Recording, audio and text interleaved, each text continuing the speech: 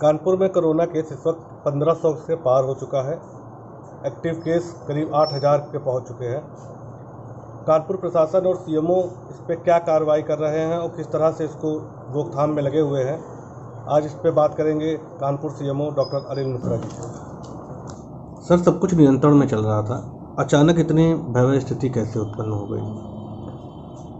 देखिए, हम लोगों के यहाँ पर पॉजिटिव केस 0 आ गए थे, परंतु आपने देखा कि कुछ ऐसे स्टेट्स से जहाँ केसेज बढ़ने शुरू हुए, तो इसके बाद हमारे स्टेट में भी लखनऊ तथा अन्य जनपदों में तेजी से केस बढ़े।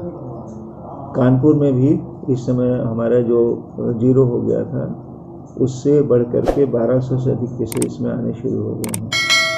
हम लोग पूरी तरह से इस पर नज़र रख करके प्रशासन के सहयोग से स्वास्थ्य विभाग की पूरी टीम लगी हुई है। हम लोगों ने आरआरटी टीम की संख्या बढ़ा दिया जिससे ट्रेसिंग हो जाए। 40 टीम इसमें काम कर रही है। इसी तरह से जो हमारी सैम्पलिंग की टीम थी वो कार्य कर रही है। हमारे जो बेड्स जितने भी थे 9 अस्पतालों में 1327 बेड्स को एक्टिवेट कर लिया। वहाँ पर जो भर्ती जिनको होम आइसोलेशन के अतिरिक्त अस्पताल में भर्ती कराया जा रहा है उनको किया जा रहा है। इसके अतिरिक्त हमने 16 अस्पतालों को और चिन्हित किया है लगभग 1300 बेड्स के लिए, जो हमारा 19 तारीख के बाद कार्य करना शुरू कर देंगे। इस तरह से हमारा 2500-2600 बेड्स हमारे पास हो जाएंगे, जो आगे तक हम अगले 10 दिन से लेकर के जो 30 अप्रैल तक जो प्रोजेक्शन है बढ़ने का, उसमें हमारे लिए सफिशिएंट बेड्स हो जाएंगे।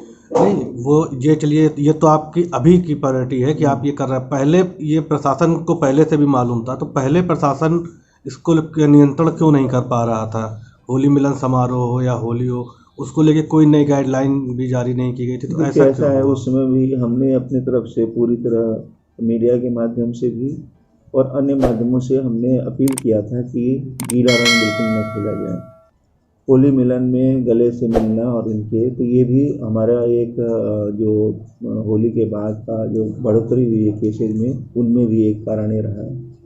इसके अतिरिक्त जब लखनऊ में केसेज बहुत बढ़े, लखनऊ कानपुर बॉर्डर एकदम खुला हुआ है, आवागमन फ्री है, तो वहाँ से भी मिक्सअप, यहाँ से लखनऊ जाना, लखनऊ से यहाँ जाना, तो केसेज का इंटरचेंज या ट्रांसपोर्टेशन ऑफ द केस हुआ जो आपके यहाँ पर आया, उससे बढ़े हैं। दूसरे जनपदों स्टेट से या जनपदों से जो ट्रेन और बस के माध्यम से आ रहा था, उसमें हम लोगों ने टीम लगा करके बस स्टेशन पर भी, ट्रेन पर भी और आपके एयरपोर्ट पर भी हम लोगों ने लगाया। वहाँ से बहुत सारे आपके पॉजिटिव केसेज मिले, उनमें हम लोगों ने कार्रवाई किया। लेकिन सबको फिल्टर करना और बीच में त्यौहार का आ जाना, तो वो ये सब मिक्सअप होने के पाकर सारी चीज़ें ये आपका केसेज बढ़े हैं। और अब प्रशासन उस पर सख्ती रख रहा है। माननीय मुख्यमंत्री जी ने भी कहा कि जो मास्क नहीं लगाएगा उस पर जुर्माने की कार्रवाई इन्फोर्समेंट तेजी से किया जाए। तो यह हमारा अनुरोध है कि कोई भी बाहर जाए तो मास्क अवश्य लगा करके जाए। बिना मास्क लगाए पर इन्फोर्समेंट की कार्रवाई की जाए, उनको ये किया कहा जाए हर तरह से बिना मास्क लगाए। वैक्सीन की स्थिति क्या है? बीच में वैक्सीन खत्म हो गई। देखिए, वैक्सीन हमारे पास जो हमने चलाया था अभी 4 दिवस का, 11 तारीख से 14 तारीख तक का, जो माननीय प्रधानमंत्री जी के और मुख्यमंत्री जी के आह्वान पर जो वैक्सीन उत्सव चलाया गया था, वो हमारे यहाँ स्टेट में लगभग सबसे ज़्यादा वैक्सीन लगाने लगभग लगी हैं। कोई हो सकता है एक आध जिला ऐसा हो हमसे ज़्यादा लगाया। तो 60,000 हमारे पास वैक्सीन उस समय अवेलेबल की गई थी। हमने 60,000 को उपयोग किया और 4 दिनों में हमने पूरे 60,000 की वैक्सीन को लगवाया। इसके बाद वैक्सीन हमारे पास आ रही हैं, वैक्सीन लगाने की प्रायोरिटी भी है और रोज़ वैक्सीन लग रही हैं।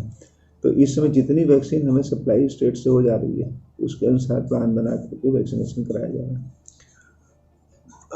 जो पोर्टल चल रहे थे, बीच में सर्वर डाउन भी हो रहे हैं, पोर्टल में भी दिक्कतें कुछ आई थी। देखिए, पोर्टल भारत सरकार का पोर्टल है। यहाँ यूएनडीपी के अधिकारीगण रहते हैं, लेकिन वो समस्याएं आती हैं। पोर्टल से लगातार कई तरह की समस्याएं आती हैं जिससे हम लोग अवगत कराते हैं, लेकिन उन समस्याओं को आकर के कुछ परेशानियाँ होती हैं और अब भी हो रही हैं। प्राइवेट अस्पतालों में बेड को भी लेके कुछ सुनने मारा दलाली, कुछ दलाल सक्रिय हो गए। देखिए, हमने हमारे संज्ञान में जब से आया है और काफ़ी सख्त कार्रवाई इस पर कर रहे हैं। कल मैं रामा मेडिकल कॉलेज गया, क्योंकि खुद मेरे एम्बुलेंस के ड्राइवर ने आईटीपीसी को फ़ोन किया, दूसरे फ़ोन किया, कहीं से कोई भी चीज़ मैनेज ना होने का करके हमारे पास फ़ोन आया उसका कि साहब हम 3 घंटे से खड़े हैं, हमारे पेशेंट को एडमिट नहीं किया गया, और दूसरे लोग आए प्राइवेट वाहन से, उनको एडमिट कर लिया गया।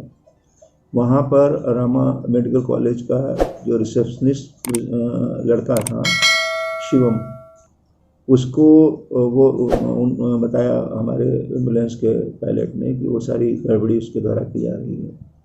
हमने उससे बात करना चाहा तो उन्होंने कहा कि हमारे प्रशासन जो हमसे कह रहा है हम करेंगे। हम स्वयं रामा मेडिकल कॉलेज में गए और प्रशासन से हमने कहा कि इस तरह की कार्रवाई स्पष्टीकरण कार्य किया है, और मैं बिठूर के थानाध्यक्ष को तत्काल वहाँ बुलाया और हमने कहा कि शिवम लड़के को तत्काल आप ले जाइए, इसको इंट्रोगेट करिए कि कहीं ऐसा तो नहीं है कि क्यों इसने जो हमारे एम्बुलेंस से सरकारी वाहन से गया है उसको 3 घंटे तक रखा रहा, और प्राइवेट वाहन से कोई आया तो उसने क्यों एडमिट करके किया।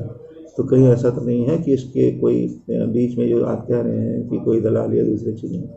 हमने सारे शाम को के मीटिंग में हमने यहाँ पर कलेक्ट्रेट में हुई, और जितने भी प्राइवेट सेक्टर के लोग थे आए हुए थे, मैंने सख्त हिदायत दिया कि कोई भी व्यक्ति जो आईटीपीसी के अतिरिक्त किसी को भर्ती करता है या अपने यहाँ पहले भर्ती करके वहाँ पर भेजता है आईटीपीसी का, उस पर हम सख्त कार्रवाई करेंगे। और इसमें यही जो हमारे संज्ञान में है, किस तरह की कोई दलाली की चीज़ चल रही है, तो इस तरह की शक्ति की ताकत को रुक जाए। लोग पैनिक हो रहे हैं इस वक्त, कोरोना पॉजिटिव केस भी बढ़ रहे हैं, तो होम आइसोलेशन में क्या कहना चाहेंगे कि देखिए, होम आइसोलेशन में ऐसे सारे लोग जिनके ऑक्सीजन सैचुरेशन 90 से ऊपर है और सिम्टम्स नहीं है, उनको हम लोग होम आइसोलेशन में प्रेफर कर रहे हैं इस समय। लेकिन उनके लिए है कि आइसोलेशन किट हर जगह पर, होम आइसोलेशन किट हर जगह पर, हर मेडिकल स्टोर पर उपलब्ध कराने के निर्देश जिला प्रशासन ने दे दिया है। कल डिस्ट्रिक्ट मजिस्ट्रेट साहब, हम स्वयं गए हुए थे, कई मेडिकल स्टोर को देखा भी हम लोगों ने, और जो ड्रग इंस्पेक्टर हैं उनको निर्देश दिया गया है कि सुनिश्चित करें कि कहीं ऐसा ना हो कि किसी भी स्टोर पर आइसोलेशन किट ना हो। उनके प्राइस कंट्रोल के लिए भी मैक्सिमम प्राइस इसकी 1100 रुपये रखी गई है कि इसमें लेकर के जो होम आइसोलेशन है उसमें ड्रग्स भी हैं, पल्स ऑक्सीमीटर है, सारी चीज़ें हैं। हमारी आरटी टीम जाती है तो बताती है कि आप कैसे, क्या आपको लेना है, देख करके करती है होम आइसोलेशन के लिए। और उनसे ये भी कहा जाता है कि आप पल्स ऑक्सीमीटर से अपना ऑक्सीजन सैचुरेशन जरूर देखते रहें, ऑक्सीजन सैचुरेशन नीचे जाने पर आप हमें सूचित भी करें। हमारा जो आईटीपीसी है, नियमित रूप से जितने लोग होम आइसोलेशन में हैं उनको प्रतिदिन एक कॉल अवश्य जाती है। इनको निर्देशित किया गया है कि सुबह शाम उनसे आप पूछिए, तो सुबह शाम में 2 कॉल के लिए किया गया है, लेकिन 100% हम लोग शाम को हम डिस्ट्रिक्ट मजिस्ट्रेट साथ पूरा जब आईटीपीसी में बैठ करके उसे समीक्षा करते हैं तो समीक्षा में आता है कि कम से कम एक बार निश्चित तौर पर उन लोगों को कॉल जा रही है, और कहीं कोई सीरियस होता है तो उसको अस्पताल में एडमिट कराने की व्यवस्था की जाती है। वर्तमान में हमारे पास अभी आइसोलेशन बेड्स की और एचडीयू बेड्स की कमी नहीं है, और हम जो अतिरिक्त अस्पतालों को ले रहे हैं वो उससे भी हम कमी को दूर कर लेंगे।